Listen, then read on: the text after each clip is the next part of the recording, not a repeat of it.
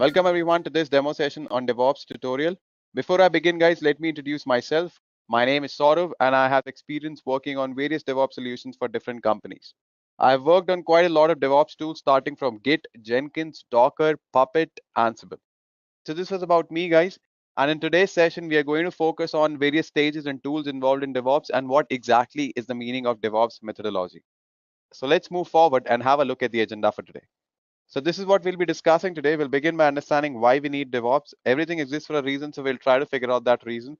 We are going to see what are the various limitations of the traditional software delivery methodologies and how DevOps overcomes all of those limitations. Then we are going to focus on what exactly is the DevOps methodology and what are the various stages and tools involved in DevOps.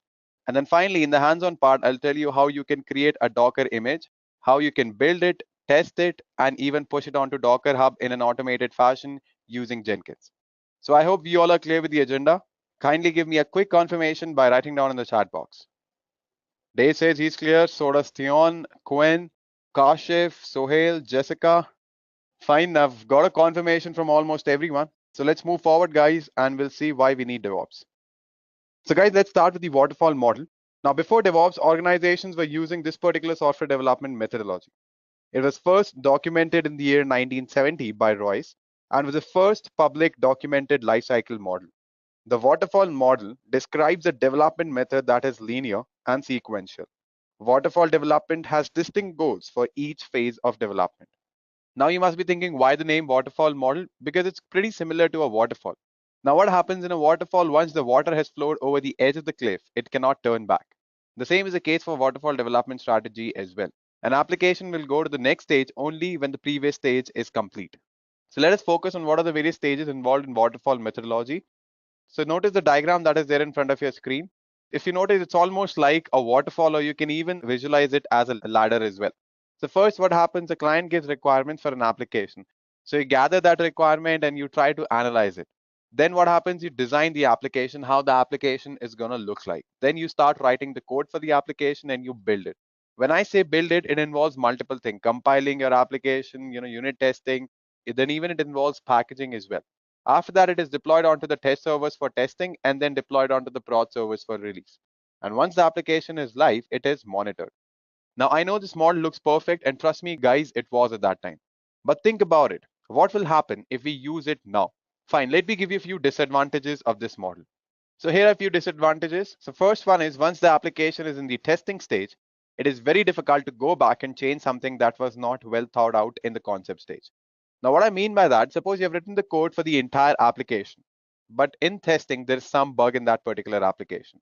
Now, in order to remove that bug, you need to go through the entire source code of the application, which used to take a lot of time, right? So that is one very big limitation of waterfall model. Apart from that, no working software is produced until late during the life cycle.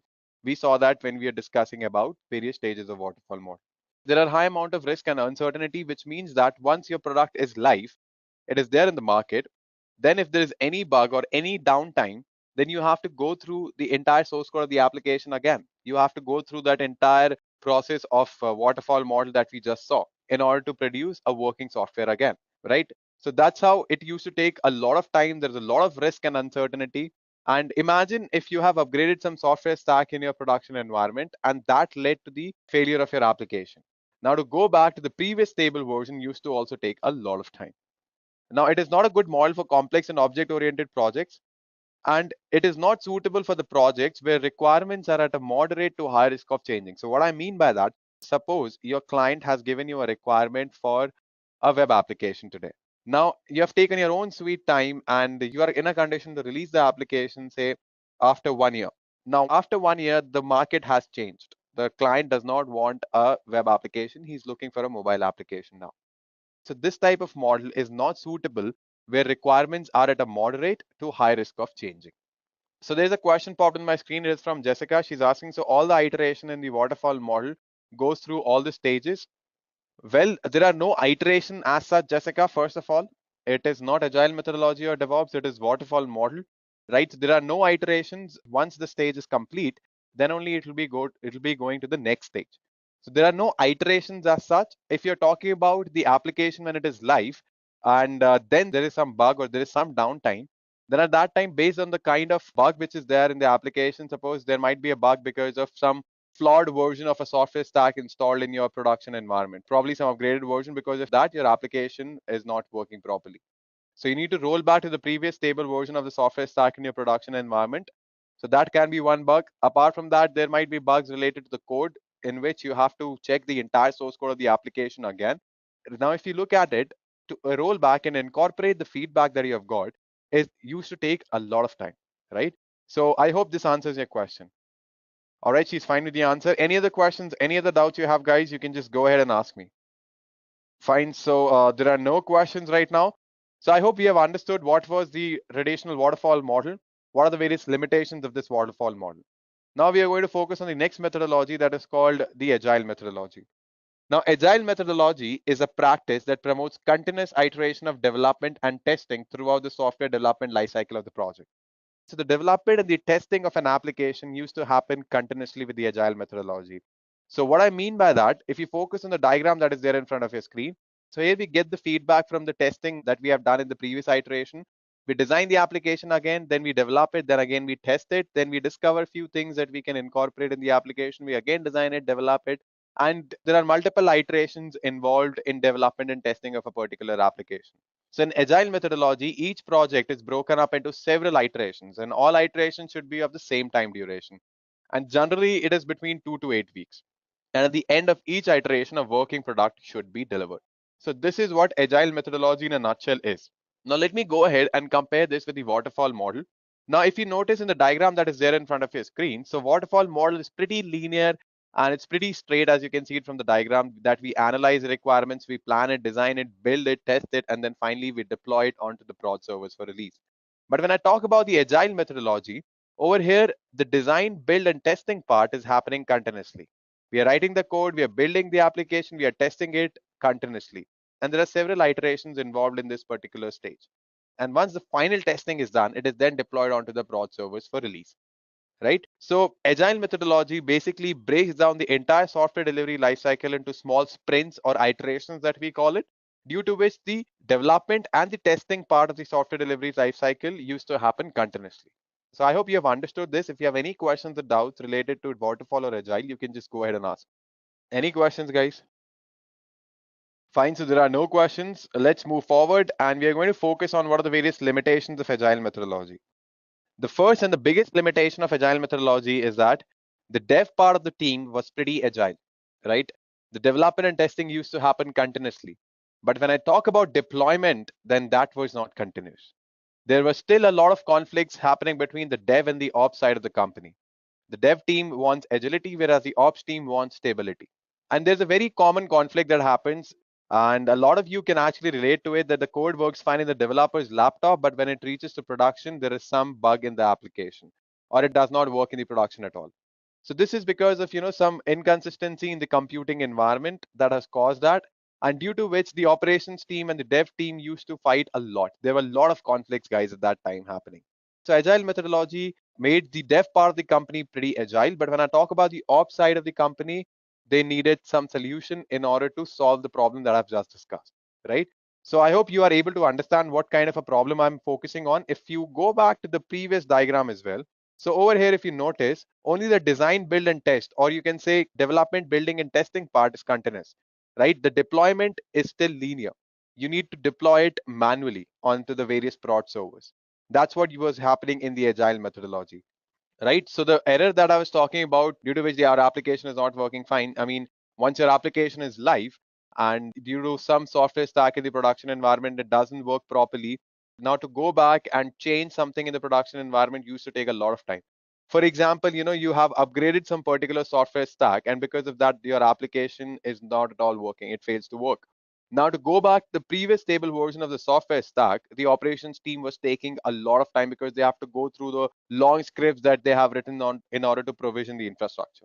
So I hope you all are getting my point. And there's a question popped in my screen. What types of projects is good for agile methodology and what types of projects are good for waterfall model? So this question is actually from Dave and it's very interesting question. So let me tell you, when you talk about waterfall model, now, when I talk about waterfall model, so it is suitable for the projects where requirements are not at a moderate to high risk of changing, right? The requirements are pretty static. So if that is suitable for waterfall model. When you talk about agile, so when your application is at a moderate risk of changing, then you can go ahead and use agile methodology as well. So I hope this answers your question, Dave. And it was a very interesting question, guys. You please go ahead and ask whatever doubts you have in your mind. You won't even enjoy it if it's a one-way conversation. So feel free to ask me any questions, any doubts, guys. Fine. So let me just give you a quick recap of the things that we have discussed till now. We have discussed quite a lot of history. We started with the waterfall model. The traditional waterfall model, we understood what are its various stages and what are the limitations of this waterfall model. Then we went ahead and understood what exactly is agile methodology and how is it different from the waterfall model and what are the various limitations of the agile methodology. So this is what we have discussed till now. Now we are going to look at the solution to all the problems that we have just discussed. And the solution is none other than DevOps. DevOps is basically a software development strategy which bridges the gap between the dev side and the ops side of the company. So DevOps is basically a term for a group of concepts that, while not all new, have catalyzed into a movement and are rapidly spreading throughout the technical community. Like any new and popular term, people may have confused and sometimes contradictory impressions of what it is. So let me tell you guys, DevOps is not a technology, it is a methodology. So basically, DevOps is a practice dedicated to the study of building, evolving, and operating rapidly changing systems at scale. Now, let me put this in simpler terms. So, DevOps is the practice of operations and development engineers participating together in the entire software lifecycle from design through the development process to production support. And you can also say that DevOps is also characterized by operations staff making use many of the same techniques as developers for their system work.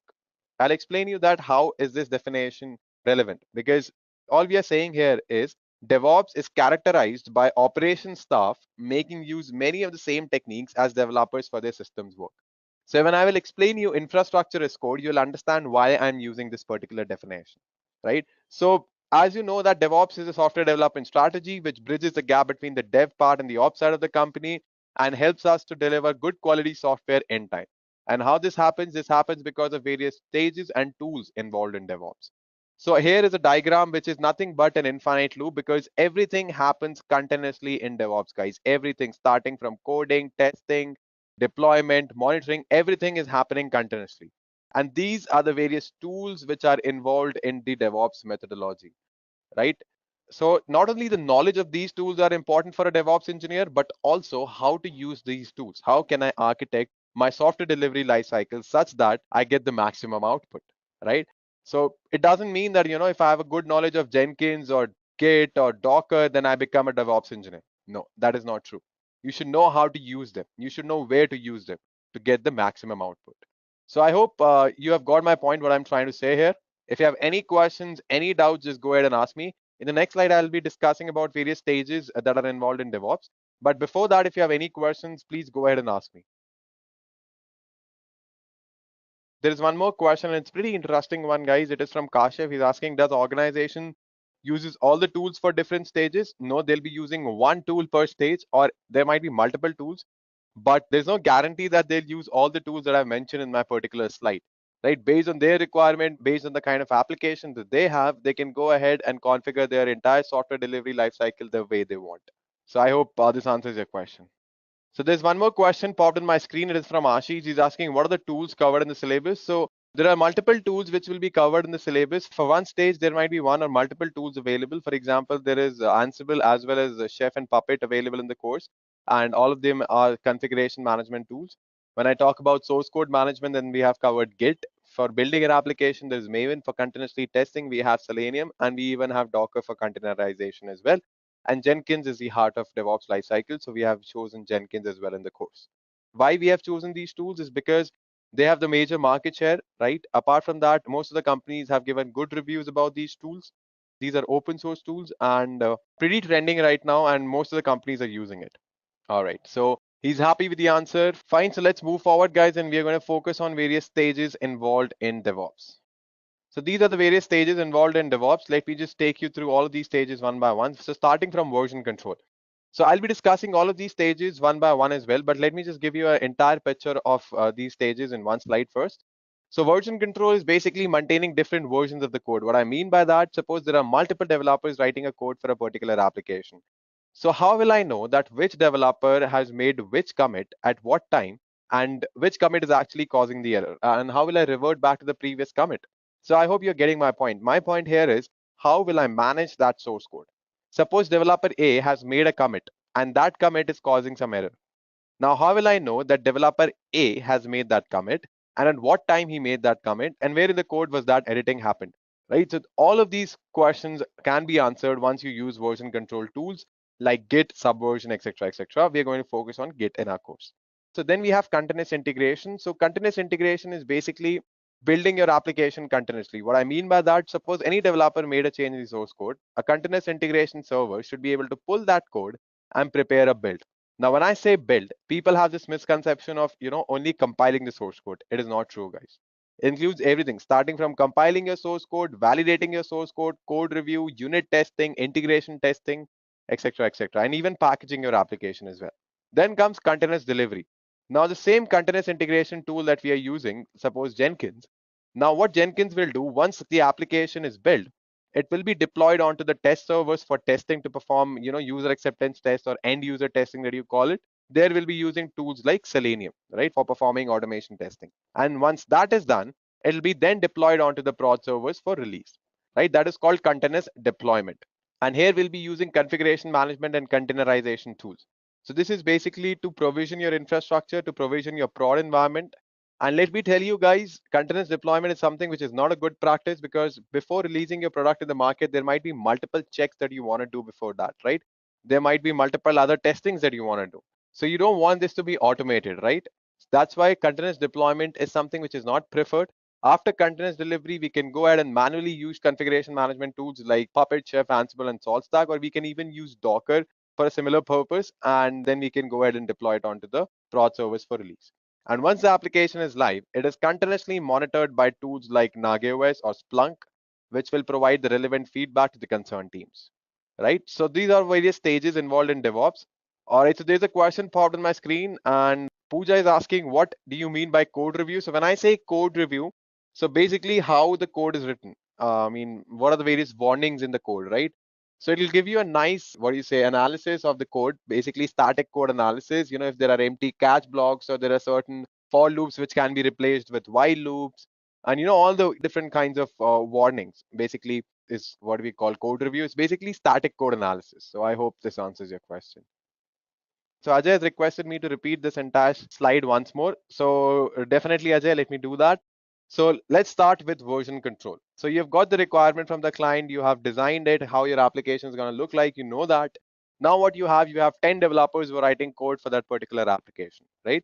Now those 10 developers are writing code, but how will we manage that code? So what my point here is, how will I know which commit has caused that error? Which commit has caused a particular error? Or who has made which commit at what time? Right? To answer all of these questions, we use version control tools like Git, Subversion, etc., etc. Right? So these tools will maintain different versions of the code. So even if I want to revert back to the previous commit, I can go ahead and do that.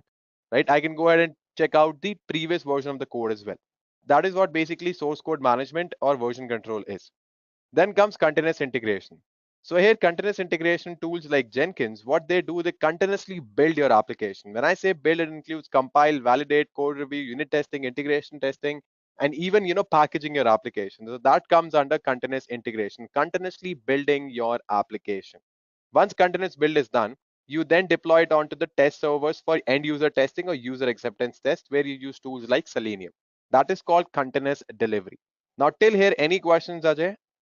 I hope I'm clear. All right, Ajay is fine with it. Next, what happens? You deploy your application onto the prod service for release once your application is tested successfully, right? So this can also be automated, but it is something which is not a good practice because before releasing your product in the market, you need to perform certain other checks. You need to market your product. There are multiple things that you need to consider, and that is why continuous deployment is something which is not recommended. Now, under this continuous deployment, we have configuration management and containerization.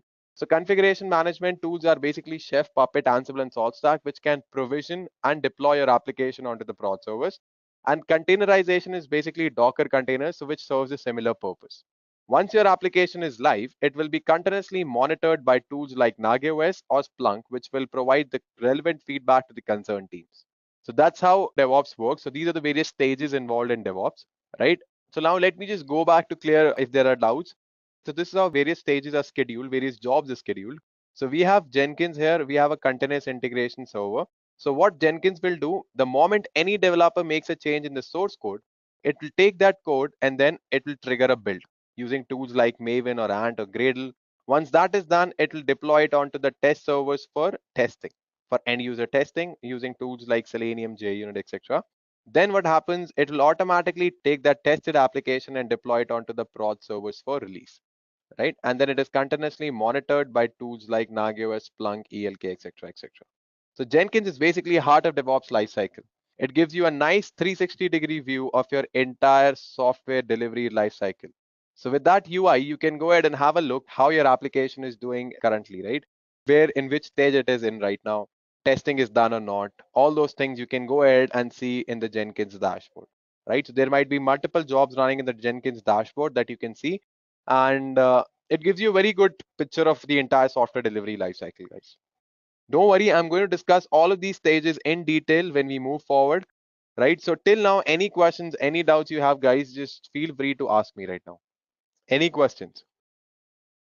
Fine, guys. So there are no questions. We are going to discuss each of these stages one by one, starting from source code management, or even called as version control. Now, what happens in source code management? There are two types of source code management approaches. One is called centralized version control, and another one is called the distributed version control.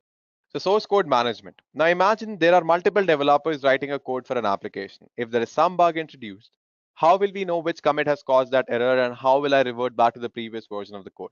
In order to solve these issues, source code management tools were introduced. And there are two types of source code management tools. One is called centralized version control and another is distributed version control. So let's discuss the centralized version control first. So centralized version control system uses a central server to store all the files and enables team collaboration. It works in a single repository to which users can directly access a central server. So this is what happens here, guys. So every developer has a working copy, the working directory. So the moment they want to make any change in the source code, they can go ahead and make a commit in the shared repository, right? And they can even update their working copy by, pulling the code that is there in the repository as well. So the repository in the diagram that you're noticing indicates a central server that could be local or remote, which is directly connected to each of the programmer's workstation, as you can see. Now, every programmer can extract or update their workstation with the data present in the repository, or can even make changes to the data or commit it in the repository. Every operation is performed directly on the central server or the central repository. Even though it seems pretty convenient to maintain a single repository, but it has a lot of drawbacks. But before I tell you the drawbacks, let me tell you what advantage we have here. So first of all, if anyone makes a commit in the repository, there will be a commit ID associated to it, and there will always be a commit message. So you know which person has made that commit and at what time and where in the code, basically, right? So you can always revert back. But let me now discuss few disadvantages. First of all, it is not locally available, meaning you always need to be connected to a network to perform any action. It is always not available locally, right? So you need to be connected with some sort of network, basically. Since everything is centralized, in case of the central server getting crashed or corrupted, it will result in losing the entire data of the project, right? So that's a very serious issue, guys. And that is one of the reasons why industries don't prefer centralized version control system. Let's talk about the distributed version control system now. Now, these systems do not necessarily rely on a central server to store all the versions of the project file. So in distributed version control system, every contributor has a local copy or clone of the main repository. As you can see, I'm highlighting with my cursor right now. That is, everyone maintains a local repository of their own, which contains all the files and metadata present in the main repository. As you can see in the diagram as well, every programmer maintains a local repository on its own, which is actually the copy or clone of the central repository on their hard drive. They can commit and update their local repository without any interference. They can update their local repositories with new data coming from the central server by an operation called pull, and affect changes to the main repository by an operation called push, right? Operation called push from their local repository. Now, you must be thinking what advantage we get here. What are the advantages of distributed version control over the centralized version control? Now, basically, the act of cloning an entire repository gives you that advantage. Let me tell you how. Now, all operations apart from push and pull are very fast because the tool only needs to access the hard drive, not a remote server. Hence, you do not always need an internet connection. Committing new change sets can be done locally without manipulating the data on the main repository. Once you have a group of change sets ready, you can push them all at once. So what you can do is you can actually commit to your local repository, which is there in your local hard drive. You can commit the changes that you want in the source code. You can, once review it, and then once you have quite a lot of change sets ready, you can go ahead and push it onto the central server as well.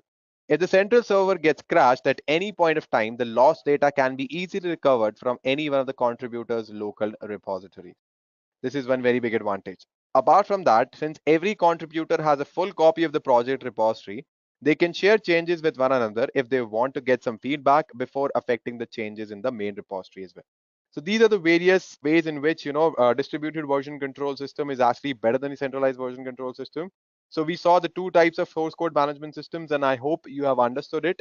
We are going to discuss one source code management tool called Git, which is very popular in the market right now. Almost all of the companies actually use Git. So before I move ahead, if you have any questions or doubts, you can just go ahead and ask me. Any questions, guys? So there is a question popped on my screen. What are the different source code management tools? There are a lot actually. There is Bitbucket, there is Subversion, there is Git. And if you talk about the most famous one, then that is definitely Git. So I hope this answers your question. Fine. So he's happy with the answer. Any other questions, any other doubts, guys, just feel free to ask me. For now, I'll move forward and we're going to focus on a source code management tool, a distributed version control tool that is called as Git. Now, before I move forward, guys, let me make this thing clear. So when I say version control or source code management, it's one and the same thing. Let's talk about Git now. Now, Git is a distributed version control tool that supports distributed nonlinear workflows by providing data assurance for developing quality software, right? So it's a pretty tough definition to follow, but it'll be easier for you to understand with the diagram that is there in front of your screen. So for example, I am a developer and this is my working directory, right? Now what I want to do is I want to make some changes to my local repository because it is a distributed version control system. I have my local repository as well. So what I'll do, I'll perform a git add operation. Now because of git add, whatever was there in my working directory will be present in the staging area.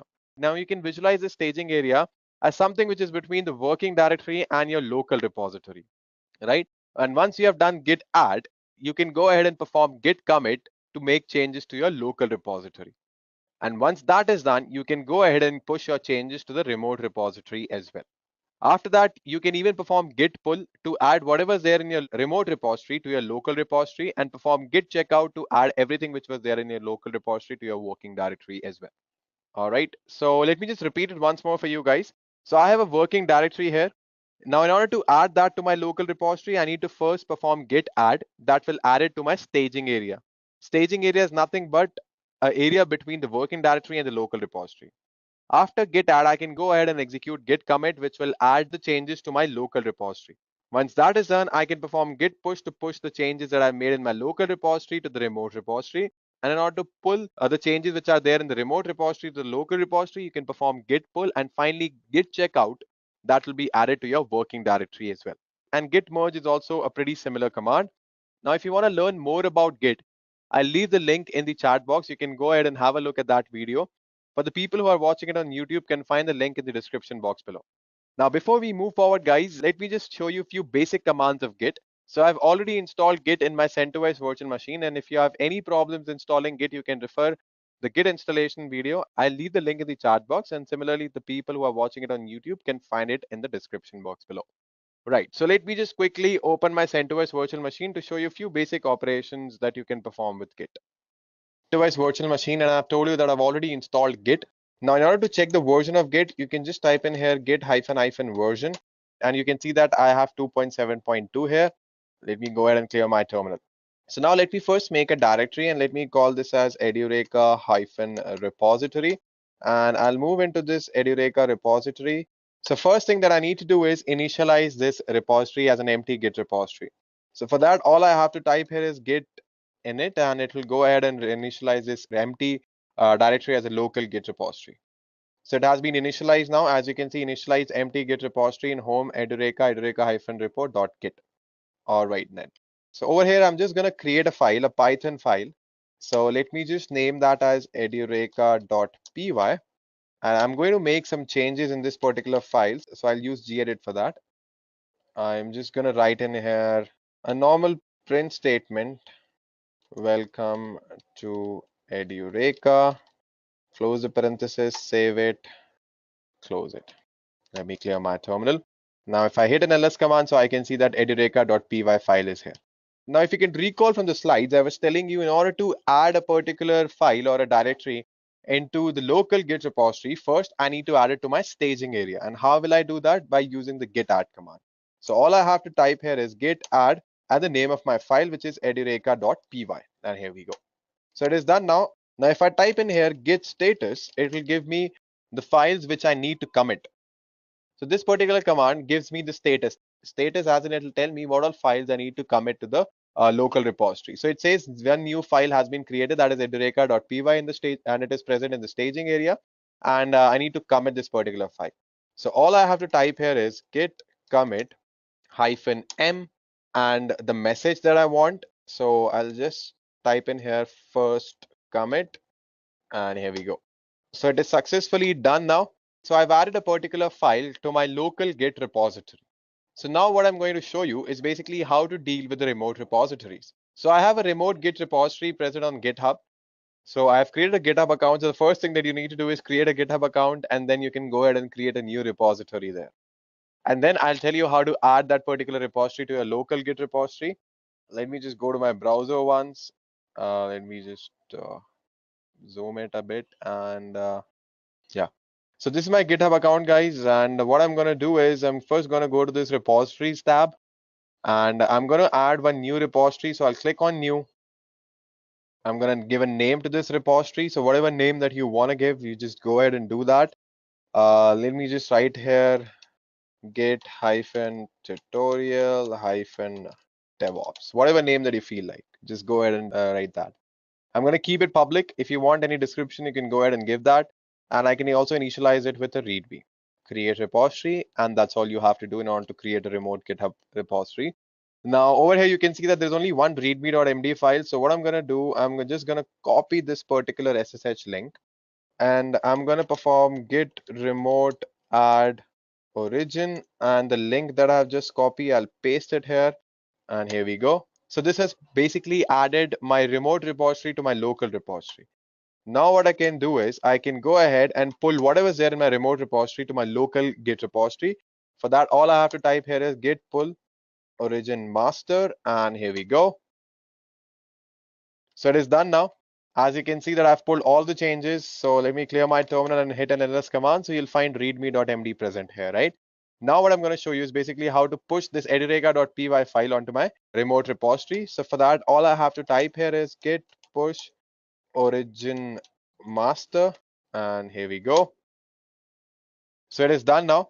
Let me just go ahead and refresh this particular repository, and you'll find edureka.py file here.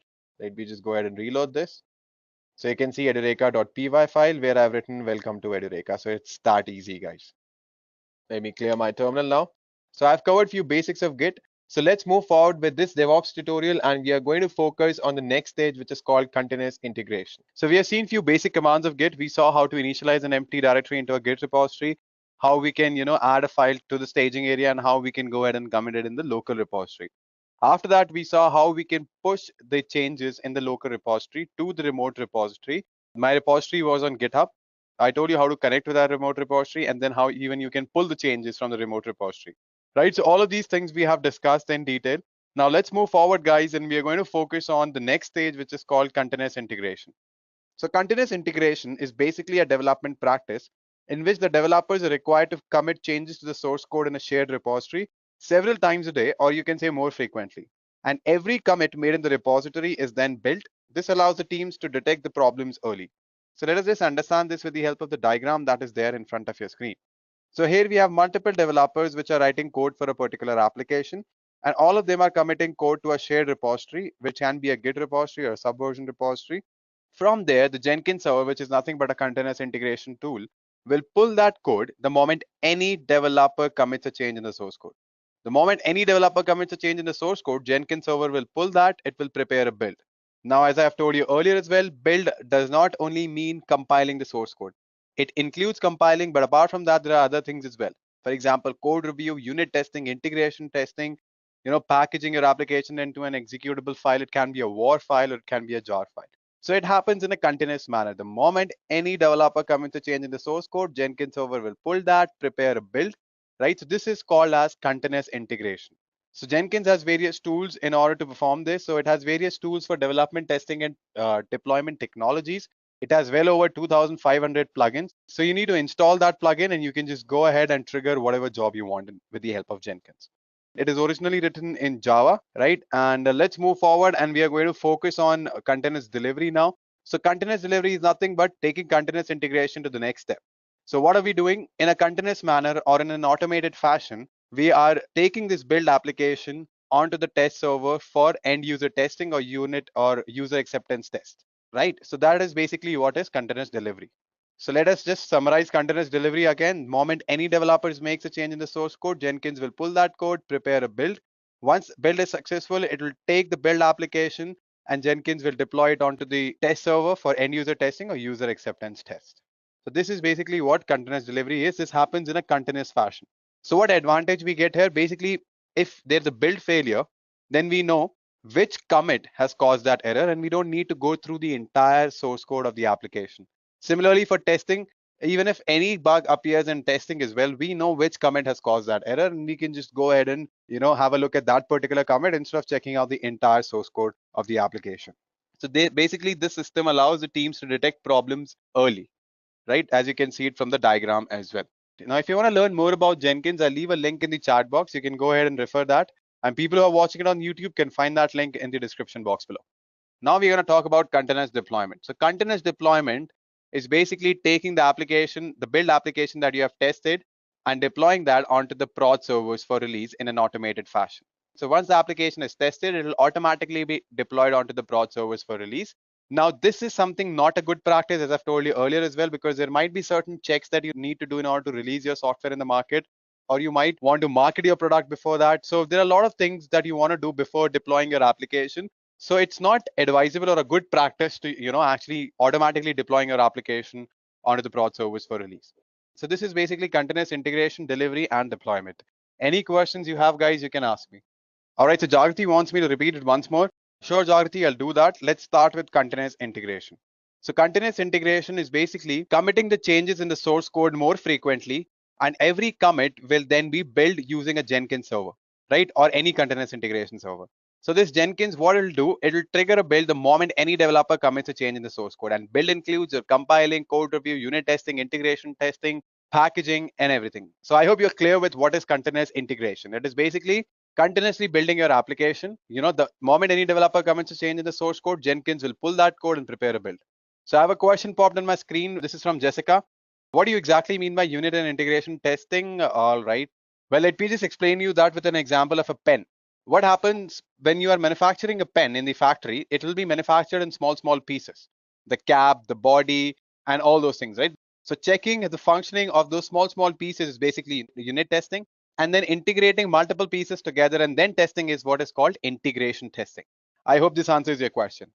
The same goes for your software as well. All right, so she's fine with the answer.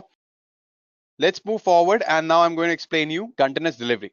Now in continuous delivery, the package that we have created here, the war or the jar file or the executable file, Jenkins will take that package and it will deploy it onto the test server for end user testing. All right, so there's one more question from Jagrati again. Which kind of testing are you talking about now? Fine. So this kind of testing is called the end user testing or user acceptance test, where you need to deploy your application onto a server, which can be a replica of your production server, and you perform end user testing, or you call it user acceptance test. For example, in my application, if I want to check all the functions, right, functional testing, if I want to perform functional testing of my application, I'll first go ahead and check whether my search engine is working. Then I'll check whether people are able to log in or not. So all those functions of a website when I check, or an application when I check, is basically after deploying it onto a server, right? So that sort of testing is basically what is your functional testing, or what I'm trying to refer here. So I hope you are clear. All right, she's fine with the answer. Next up, we are going to continuously deploy our application onto the prod servers for release. So once the application is tested, it will be then deployed onto the prod servers for release. And I've told you earlier as well, it is not a good practice to deploy your application continuously or in an automated fashion. All right, fine, guys. So any other questions, any other doubts related to integration, delivery, and deployment? All right. So there's a question popped on my screen. It is from Shubham. He's asking, can you explain a bit more about Jenkins? Fine, Shubham. So Jenkins is basically a continuous integration tool, and its job is to integrate the various stages of DevOps that we have discussed. Right. So we discussed how first we manage the source code, then we build it, test it, deploy it, and monitor it.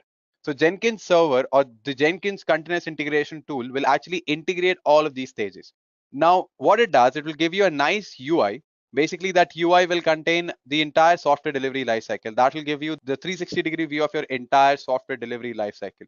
Where is my application right now? Whether tests were successful? Is it deployed onto the prod environment successfully? All those things you can find it in the Jenkins dashboard. If you want to visualize it, consider it as, if you have been to an orchestra over there, you'll find there's one guy who has a stick in one hand and rest of the people are playing the instruments, right? So that's what Jenkins is. It will trigger different jobs. It will trigger different phases of DevOps lifecycle with the help of various plugins that Jenkins support. I hope that's clear. So I believe I've answered all the questions. So guys, we have discussed a lot about Jenkins. How about I show you how Jenkins UI looks like and how you can download plugins and all those things. So I've already installed Jenkins in my CentOS virtual machine. And if you have any problems installing Jenkins, refer the video that I'll ping you in the chat box. And people who are watching it on YouTube can find it in the description box below. So let me just quickly open my CentOS virtual machine. So guys, this is my CentOS virtual machine again. And over here, I've configured my Jenkins on localhost port 8080 slash Jenkins. And here we go. Just need to provide the username and password that you have given when you were installing Jenkins. So this is how Jenkins looks like, guys. Over here, there are multiple options. You can just go and play around with it. Let me just take you through a few basic options that are there.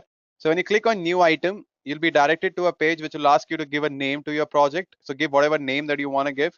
Then choose the kind of project that you want, right? And then you can go ahead and provide the required specifications, required configurations for your project. Now, when I was talking about plugins, let me tell you how you can actually install plugins. So you need to go to Manage Jenkins, and here's a tab that you'll find Manage Plugins. So in this tab, you can find all the updates that are there for the plugins that you have already installed.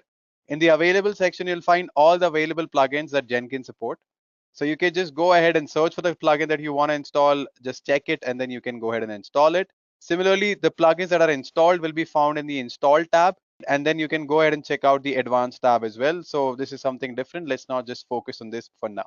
Let me go back to the dashboard. And this is basically one project that I've executed, which is called Edureka Pipeline. And this blue color symbolizes that it was successful. The blue color ball means it was successful. That's how it works, guys. So I was just giving you a tour to the Jenkins dashboard. We'll actually execute the practical as well. So we'll come back to it later.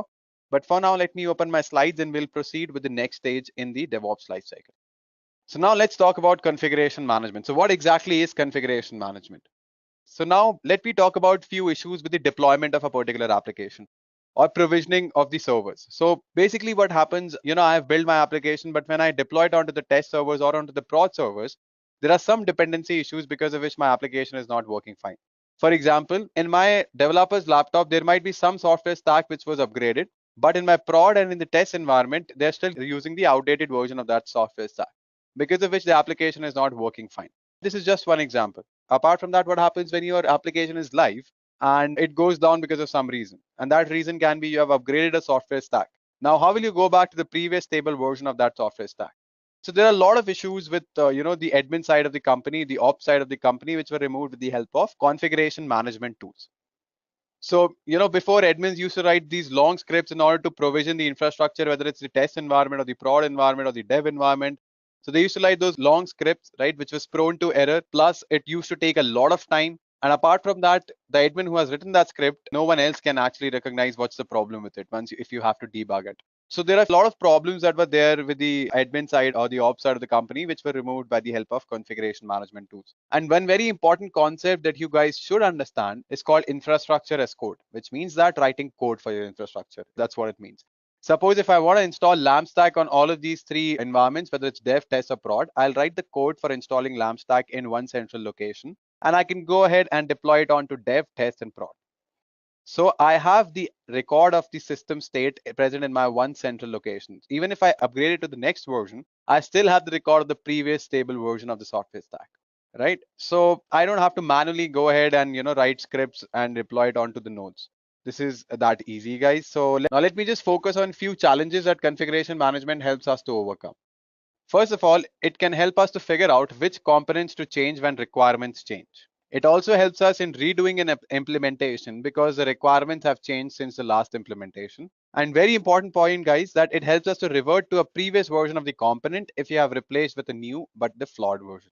Now, let me tell you the importance of configuration management through a use case.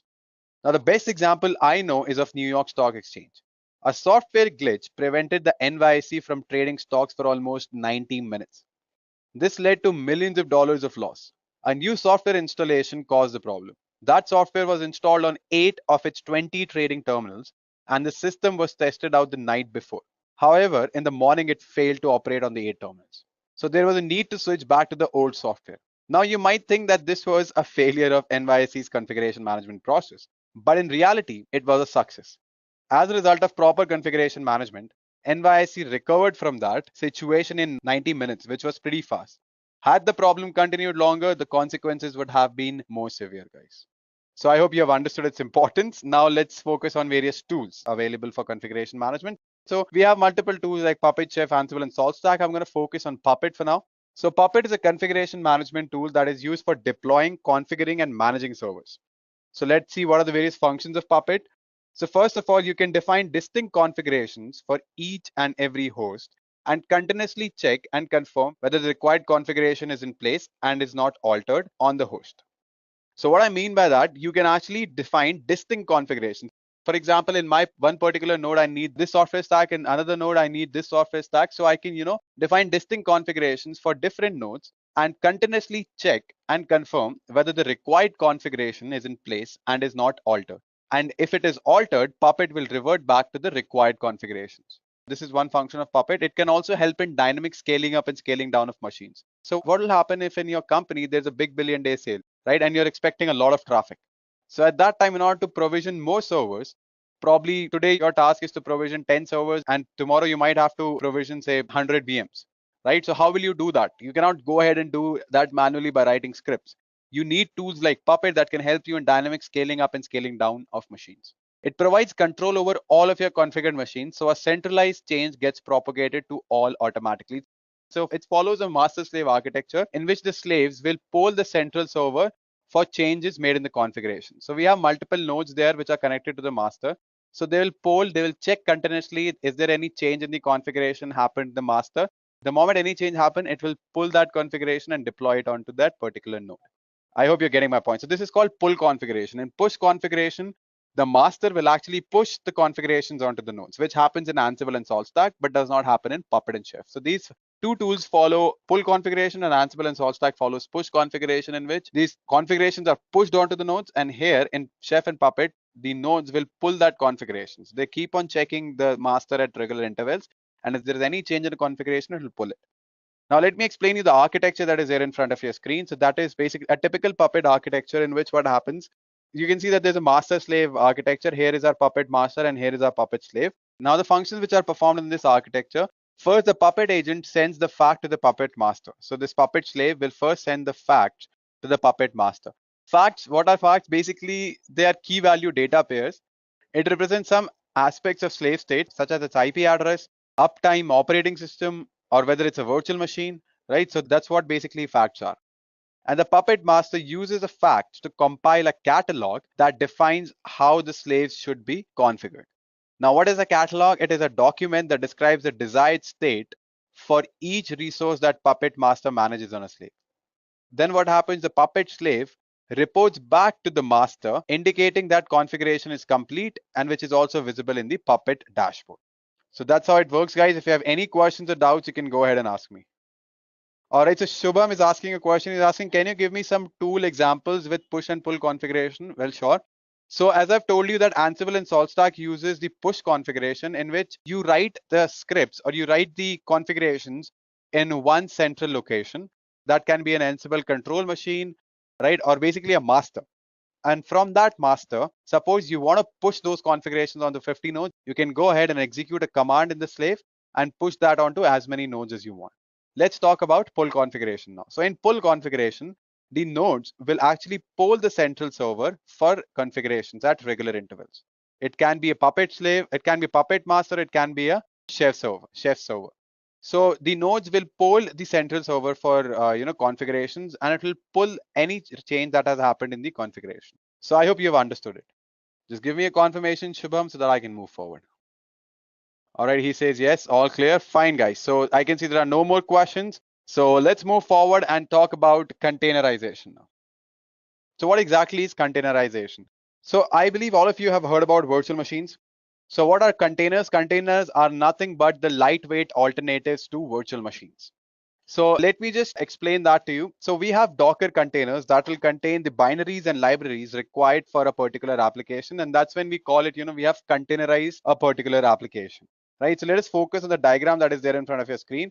So here we have host operating system, on top of which we have Docker engine. We have a no guest operating system here, guys. It uses the host operating system. And we are learning two containers. Container one will have application one and its binaries and libraries. The container two will have application two and its binaries and libraries.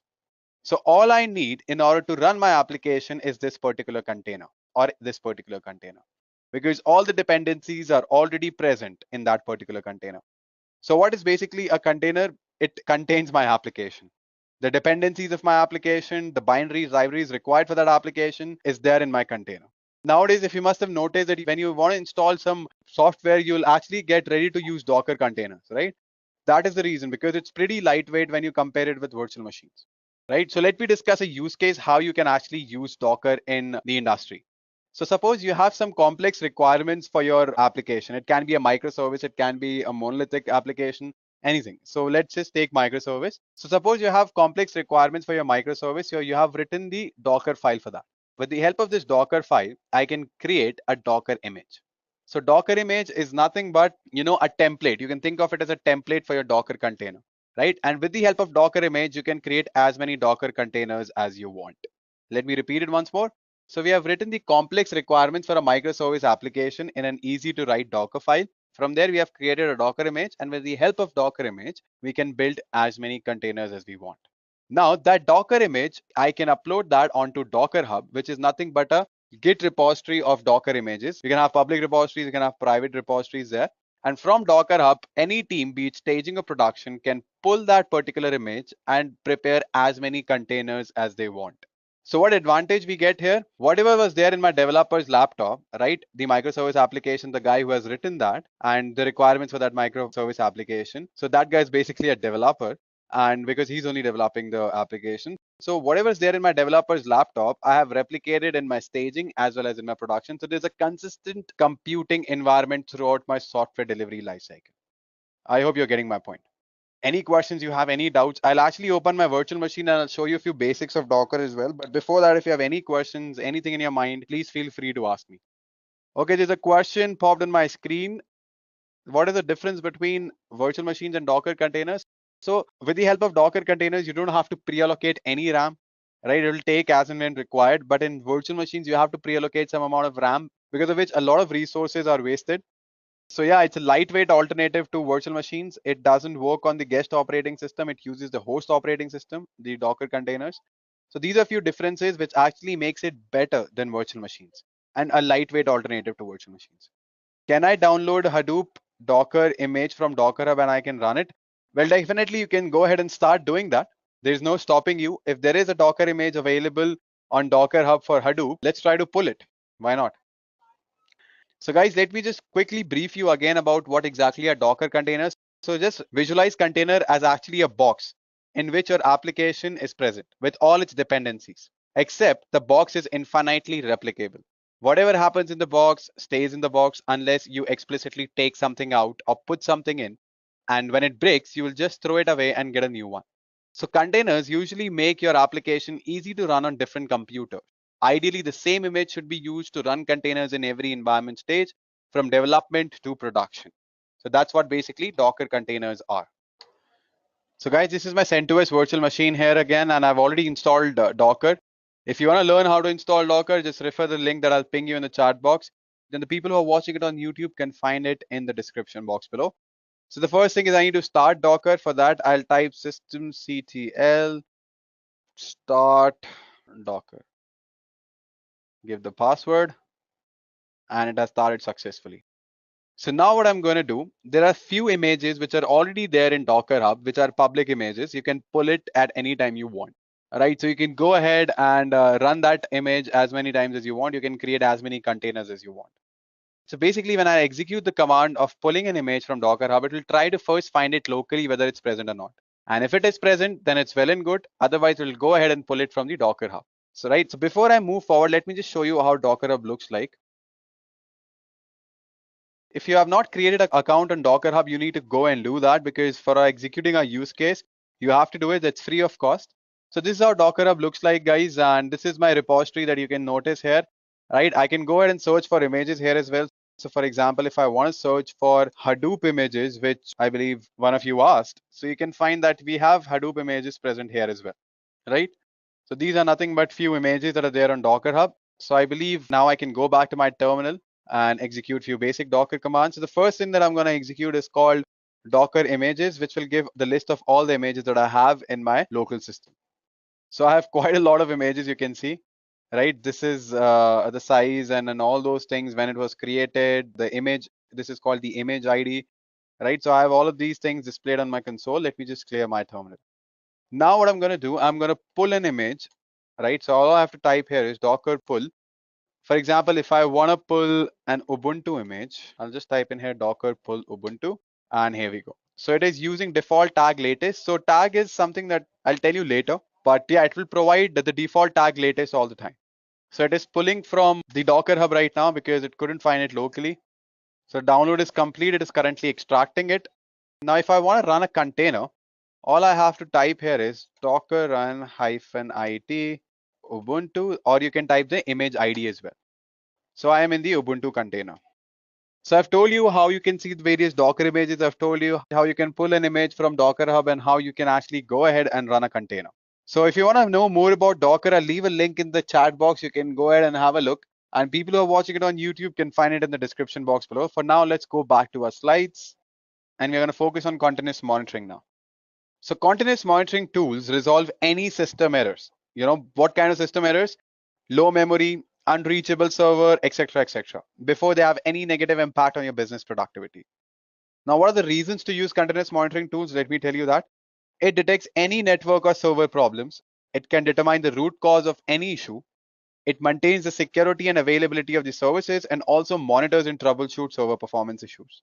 It also allows us to plan for infrastructure upgrades before outdated system cause failures, and it can respond to issues at the first sign of problem. And let me tell you guys, these tools can be used to automatically fix problems when they are detected as well. It also ensures IT infrastructure outages have a minimal effect on your organization's bottom line and can monitor your entire infrastructure and business processes. So what is continuous monitoring?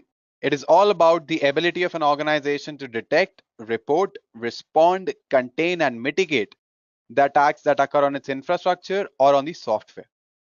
So basically, we have to monitor the events on the ongoing basis and determine what level of risk we are experiencing. So if I have to summarize continuous monitoring in one definition, I will say it is the integration of an organization security tools. So we have different security tools in an organization.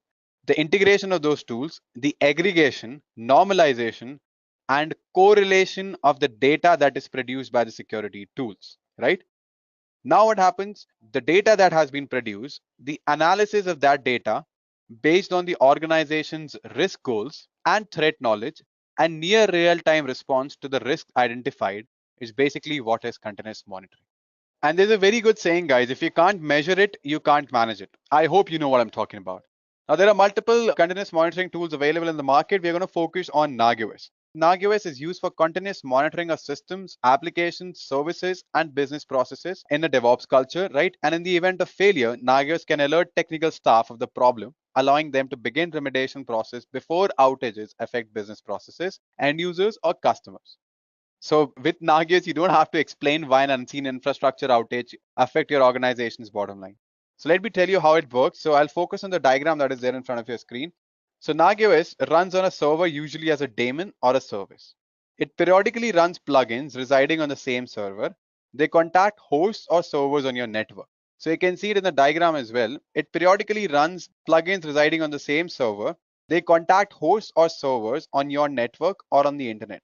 Hosts or servers which can be locally present or it can be remotely present as well. One can view the status information using the web interface. You can also receive email or SMS notification if something happens. So Nagios daemon behaves like a scheduler that runs certain scripts at certain moments. It stores the results of those scripts and will run other scripts if these results change. Now, what are plugins? So plugins are compiled executables or scripts that can be run from a command line to check the status of a host or service. So Nagios uses the results from the plugins to determine the current status of the host and services on your network. So what happens actually in this diagram? Nagios server is running on a host and plugins interact with local or remote hosts, right? Now these plugins will send the information to the scheduler, which displays that in the GUI. That's what is happening, guys. So I believe we all are clear with Nagios. If you want to learn more about Nagios, I'll leave a link in the chat box. You can go ahead and refer that blog. And the people who are watching it on YouTube can find the link in the description box below. All right, so we have discussed all the stages. So let me just give you a quick recap of what all things we have discussed. First, we saw what was the methodology before DevOps. We saw the waterfall model, what were its limitations. Then we understood the agile model and the difference between the waterfall and the agile methodology, and what were the limitations of agile methodology. Then we understood how DevOps overcomes all of those limitations and what exactly is DevOps. We saw the various stages and tools involved in DevOps, starting from version control. Then we saw continuous integration, then we saw continuous delivery, then we saw continuous deployment. Basically, we understood the difference between integration, delivery, and deployment. Then we saw what is configuration management and containerization, and finally explained continuous monitoring, right? So in between, I was even switching back to my virtual machine where I have few tools already installed, and I was telling you a few basics about those tools. Now comes the most awaited topic of today's session, which is our use case. So let's see what we are going to implement in today's use case.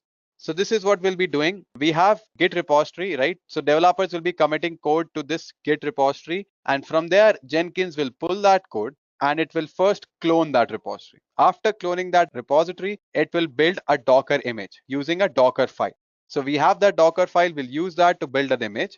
Once that image is built, we are going to test it and then push it onto Docker Hub. As I've told you, what is Docker Hub is nothing but like a Git repository of Docker images. So this is what we'll be doing. Let me just repeat it once more. So developers will be committing changes in the source code. So the moment any developers commits a change in the source code, Jenkins will clone the entire Git repository. It will build a Docker image based on the Docker file that we'll create. And from there, it will push the Docker image onto the Docker Hub. This will happen automatically with a click of a button. So what all tools we'll be using? We'll be using Git, Jenkins, and Docker. So let me just quickly open my virtual machine and I'll show you there. So what our application is all about. So we are basically creating a Docker image of a particular application and then pushing it onto Docker Hub in an automated fashion. And our code is written in the GitHub repository. So what is that application? So it's basically a Hello World server written with Node. So we have main.js. Let me just go ahead and show you on my GitHub repository. Let me just go back. So this is how our application looks like, guys. We have main.js, right? Apart from that, we have package.json for our dependencies. Then we have Jenkins file and Docker file. Jenkins file, I'll explain it to you what we are going to do with it. But before that, let me just explain you a few basics of Docker file and how we can build a Docker image of this particular very basic Node.js application. First thing is writing a Docker file. Now, to be able to build a Docker image with our application, we will need a Docker file. Yeah, right. You can think of it as a blueprint for Docker. It tells Docker what the contents and parameters of our image should be. So Docker images are often based on other images. But before that, let me just go ahead and create a Docker file for you. So let me just first clone this particular repository.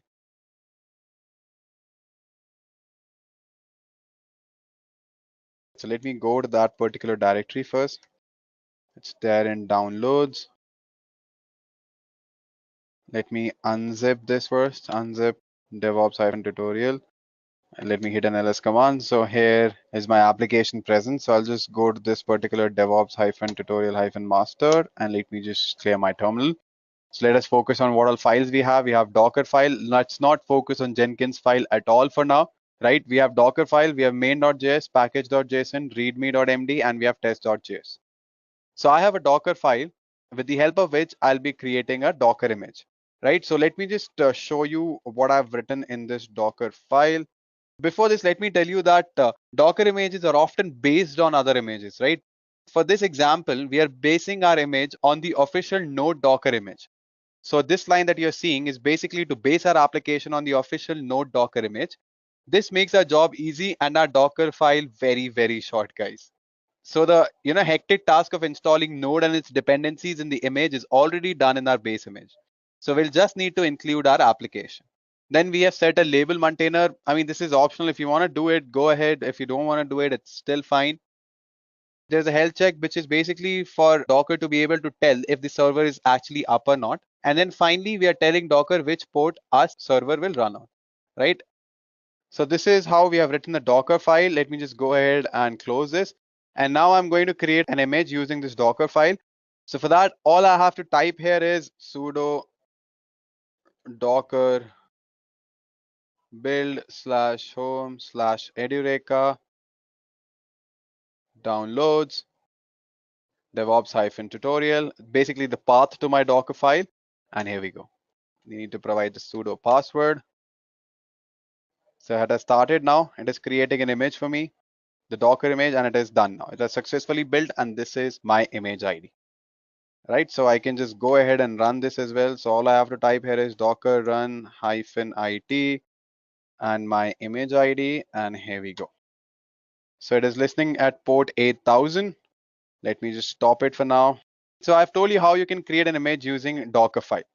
Right now, what I'm going to do, I'm going to use Jenkins in order to clone a Git repository, then build an image, and then perform testing, and finally pushing it onto Docker Hub, my own Docker Hub profile. All right. But before that, what we need to do is we need to tell Jenkins what our stages are and what to do in each one of them. For this purpose, we'll write Jenkins pipeline specification in a Jenkins file. So let me show you how the Jenkins file looks like. I'll just click on it. So this is what I've written in my Jenkins file, right? So it's pretty self-explanatory. First, I've defined my application. I mean, just clone the repository that I have, then build that image. This is the tag that I'm using, Edureka1, which is username, and Edureka is the repository name, right? So build that image, then test it. So we're just gonna print test passed, and then finally push it onto Docker Hub, right? So this is the URL of Docker Hub, and my credentials are actually saved in Jenkins in Docker Hub credentials. So let me just show you how you can save those credentials. So go to the credentials tab. So here you need to click on system and click on global credentials. Now over here, you can go ahead and click on update, and you need to provide your username, your password, and your Docker Hub credential ID, that whatever you're gonna pass there, right? So let me just type the password again. All right. Now we need to tell Jenkins two things: where to find our code and what credentials to use to publish the Docker image, right? So I've already configured my project. Let me just go ahead and show you what I've written there. So the first thing is the name of my project, right? Which I was showing you when you create a new item over there, there's an option called where you need to give the name of your project, and I've chosen pipeline project. So if I have to show you the pipeline project, you can go to new item, and this is what I've chosen, that the kind of project. And then I've clicked on build triggers. So basically this will poll my SCM, the source code management repository, after every minute. Whenever there's a change in the source code, it'll pull that and it will repeat the entire process after every minute. Then advanced project options are selected the pipeline script from SCM here. Either you can write pipeline script directly, or you can click on pipeline script from source code management. That kind of source code management is Git. Then I've provided the link to my repository, and that's all I have done. Now, when I scroll down, there's nothing else. I can just click on apply and save. So I've already built this project once. So let me just go ahead and do it again. All right, so it has started. First, it will clone the repository that I have. You can find all the logs once you click on this blue color ball. And you can find the logs here as well. So once you click here, you'll find it over here as well. And similarly, the logs are present here also. So now we have successfully built our image. We have tested it. Now we are pushing it onto Docker Hub. So we have successfully pushed our image onto Docker Hub as well. Now, if I go back to my profile and I go to my repository here, so you can find the image is already present here. I've actually pushed it multiple times. So this is how you will execute the practical. It was very easy, guys. So let me just give you a quick recap of what all things we have done. First, I told you how you can write a Docker file in order to create a Docker image of a particular application. So we were basing our image on the official node image of present in the Docker Hub, right, which already contains all the dependencies, and it makes our Docker file looks very small. After that, I build an image using that Docker file. Then I explained you how you can use Jenkins in order to automate the task of cloning a repository, then building a Docker image, testing the Docker image, and then finally uploading that onto the Docker Hub. We did that automatically with the help of Jenkins. I told you where you need to provide the credentials, what are tags, how you can write the Jenkins file. The next part of the use case is different teams, be it staging or production, can actually pull the image that we have uploaded onto Docker Hub and can run as many containers as they want. So that's it from today's session, guys. Thank you and have a great day.